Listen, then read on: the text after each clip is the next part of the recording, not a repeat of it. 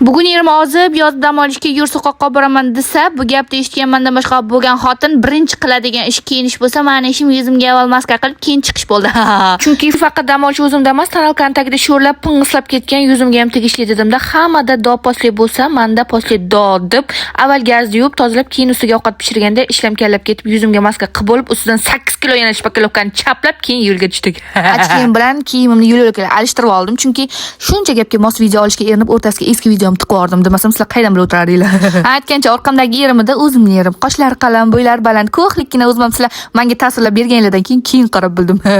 Xullas borishga Yandex bilan ketdik, qarasam amakim bu ketishda konditsioner yoqib ketish niyatlari yo'q. Ha yo'q, menimcha komfort yoqib chaqirganimizdan o'zlarini xabari yo'q shekilli dedimda. Ha o'zi bu sig'da 150 ming komfortda konditsionerni yoqib ketish ham jalqa deb tushgandan keyin amakiga 5 yulduzchani o'rniga men ham jalqa qilmadim-da Yandexga.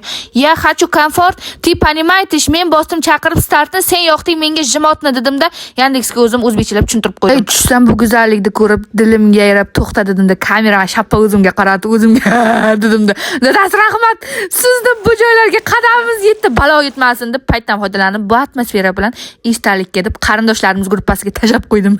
Voy bu sharsharalarning tovushi bilan bedanalarni sayrab kutib olish, eta kayf, bu yoqda dam olib o'tirisham hammaga emas, birpas toza havodan nafas olib maza qilib o'tirgandim.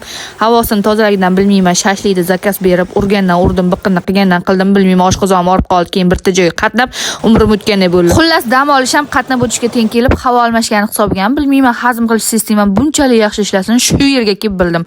Joyni so'rab yozganlarga so'qoqqa keldik biz. Bu yoni ovqatini yeb ko'rgandan keyin, ha, demak bu yo'lga odamlar yeyish uchun emas, toza havosi bilan soqolni somsasini yeyish uchun kelib ketishar ekan bildik.